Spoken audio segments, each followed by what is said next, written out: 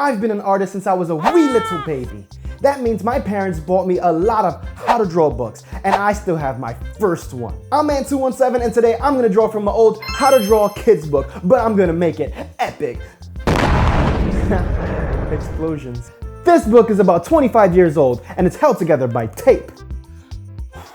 Picking my first illustration, I'm gonna go with something a little different than my norm. I'm gonna do a creature, and it's gonna be this lovely alien. It's called Got My Eye on You.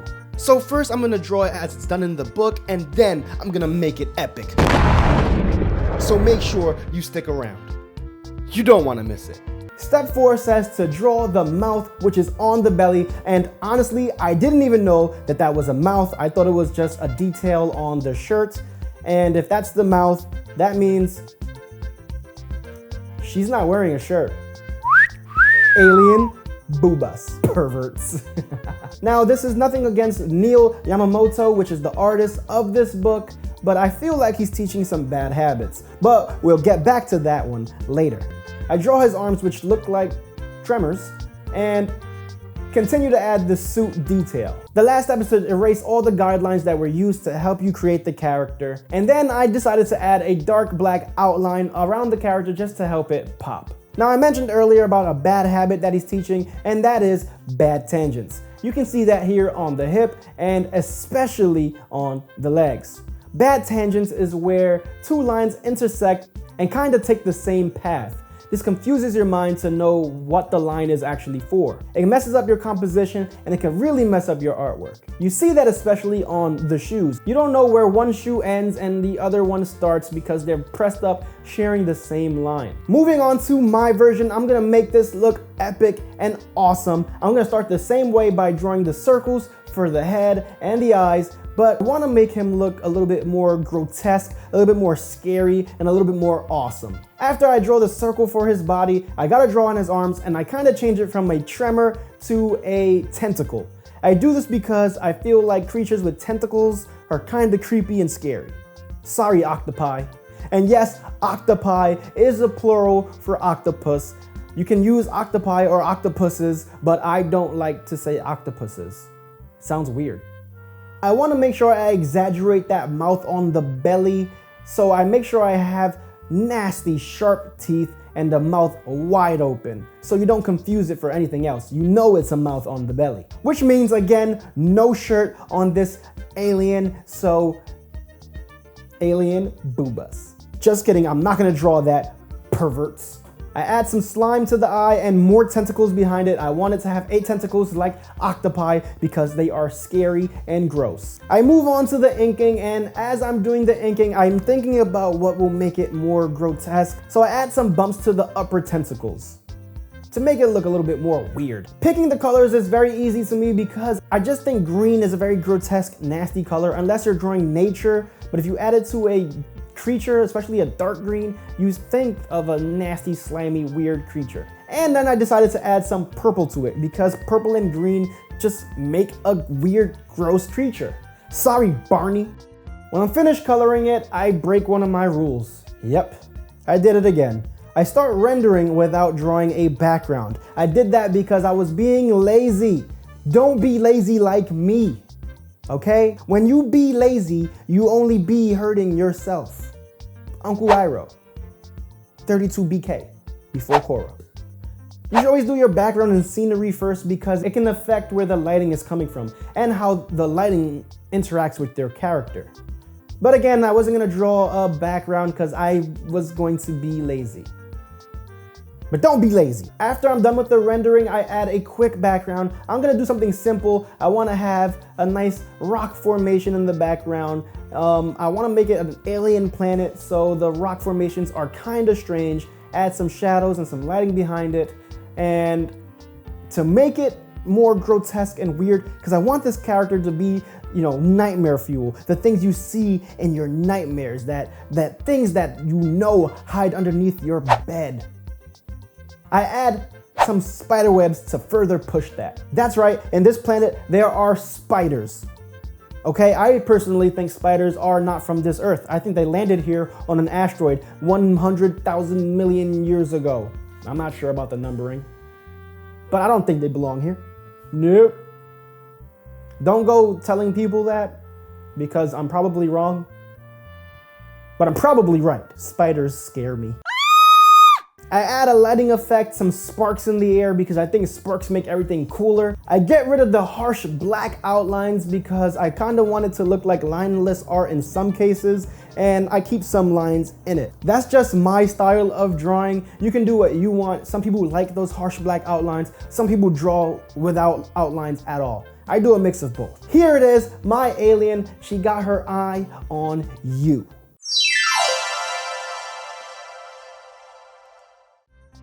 Moving on to the next one, club carrying caveman. This one was my favorite as a child, but there are some awesome works in this book. So make sure you make it to the end and see what else I draw. I start with 2 circles for the head. A lot of people do this even as adult artists when they're drawing more detailed characters. So this is a good technique to do. It kind of gives you the top of the head and also the chin when you do it like this. I add the eyes and the eyebrows and the big belly. I give it this unitard look. Yes, this character has a shirt, so you won't be seeing caveman boobas, perverts. Well, I guess you might see one. But anyway, here's a treat for you feet people. Oh yeah, look at them toes. Perverts. Don't forget that this caveman is going to be carrying a club, so you got to draw in his arms. You use simple shapes for his arms like a rectangle and a circle for the hands. In step 6, you draw in the club, and then in step 7, you draw in the circles for his fingers. Now, this step is a little bit problematic for me because there's a shape there that I don't like. I don't like drawing in that shape. I'm sure this was an accident, but that's not a good shape to have in a kid's book. Again, this one has some bad tangents on the legs, but we're gonna fix that later. I absolutely love this character. It's still my favorite in this book, so we're gonna make sure that I try to make this one as cool and as awesome as I can. I start the same way with the 2 circles, making the top of the head and the chin. Add some ears and his nose. He kind of looks a little bit like Wreck-It Ralph, so I need to make some changes. I give him a nice, wonderful, awesome beard, like mine. Shut up. I do that to make sure he stays away from that Wreck-It Ralph look. I keep my favorite aspect of the character, which is that tuft of hair, but I don't want him balding either, so I just add some hair to the top of the head and some short hair to the sides, kind of keeping that same design aspect to it. You gotta stay true to the source material. I add in his big body and add in his shirt, and there you go, one caveman booba. I add some inks using a variation of thick and thin lines. I use thin lines where I think a lot of light will catch the character, and thicker lines where it will be more shadow. So like underneath the ears and underneath his big belly. Please note that I changed his hand and he does not have that weird shape anymore. I add some quick colors, and I know the book mentions that he has tiger stripes on his shirt, but I kind of just wanted to make it more zebra stripes, or I guess white tiger. I didn't want to have it orange because I have this idea that there's going to be a fire in front of him, and I didn't want to have too much orange. I wanted the orange or the red from the fire to shine off of his white shirt or gray shirt. I think it would have worked either way, but I went with a more zebra stripe look. Sorry, zebras. I break the bad habit by adding a background before I start the rendering. When I do the rendering, I'm trying to make him stand out, trying to make him pop, trying to make him sexy. I want to make sure that Wilma won't be locking him out of the house. Sorry, Fred. I use a combination of cell shading and a more painterly look. You can see the cell shading underneath the chin, and I get a little bit more painterly on his belly. I do that because, well, I like to. It's my style. That's my style of drawing. I love the way cell shading looks, but sometimes you want to make things look a little bit more blended. So I use a little bit of both. I want to point out that I fixed the bad tangent on the legs by separating his legs, giving a little gap for the background to show through because I don't want that bad tangent, and I didn't want to make it look like he's wearing a skirt or a dress. I add some cool lighting, and I absolutely love the way this caveman came out. He looks awesome to me. I feel like there's a whole story in this one image. I feel like he looks like he can be a part of a Pixar or Disney movie. So Disney, have your people call my people and we'll set something up. I'm my people. Just call me. I don't have any people. Moving on to the next one, it's called Somewhere in Space. It's an awesome astronaut. I picked this one because it was one of my favorites and it didn't have bad tangents, which is very important. I can't stress that enough. As I'm drawing this book, it's bringing me back to my childhood. I'm having so much fun drawing. It kind of reminded me about how much fun I had, and it inspired me to have my own how to draw pages in my book. This is Boy Awesome and the Snotpocalypse. This book is about a kid who wants to be a superhero, and his one superpower is the power of awesomeness. This is a kids chapter book which teaches kids how to be a good friend, how to be a good person, and also how to draw with these amazing how to draw pages. You can get right into the action with these pages and also flip animation pages. So if you have a young reader who loves superheroes, loves adventure, and loves to draw, pick up my book, Boy Awesome and the Snotpocalypse, now available on Amazon. It's The Last Kids on Earth meets Captain Underpants. It's awesome. Back to the astronaut. I don't know why, when I was a kid, I really liked drawing all the suit details, and sometimes I added my own patches, some jetpacks, and I just continued to create. This is a man astronaut, but in mine, I'm gonna turn it into a girl. And why? It's because girls are prettier.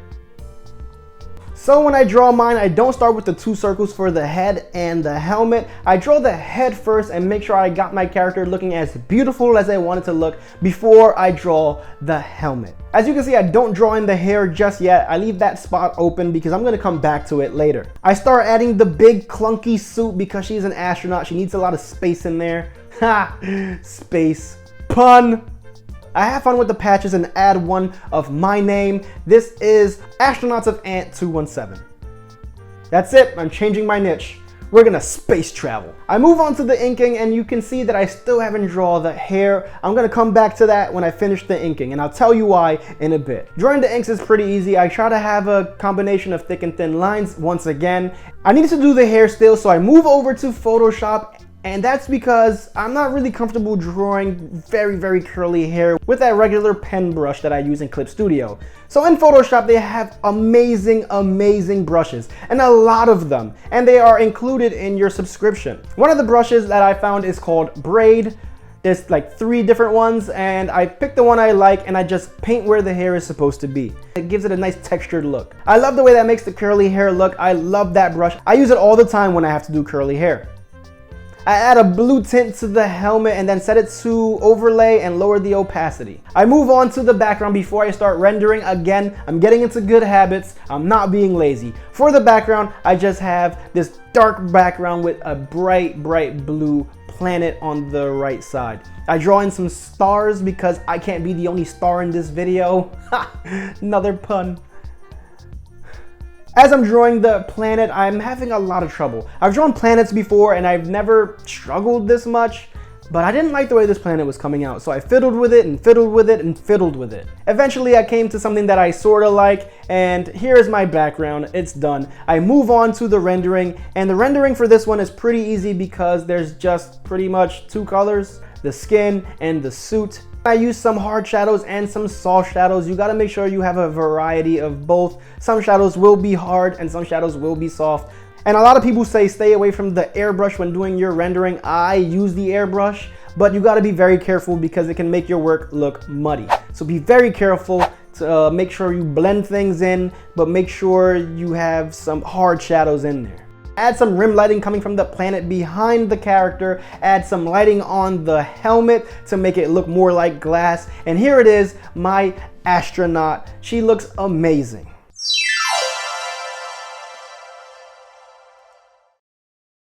I absolutely love the way she came out. I love the way they all came out, but my favorite has to be the caveman. Let me know in the comments down below if you agree. If you like this sort of thing, then you can watch this video right here. It's awesome. I do this kind of thing all the time. I do art challenges, play art games, and teach you how to draw with quick tips and tricks that I have learned all through my art journey. I want to share all my art secrets with you. So a special thank you to Neil Yamamoto. You brought me so much joy as a kid. So thank you so much. You're awesome. I'm awesome. I think. Thanks for watching.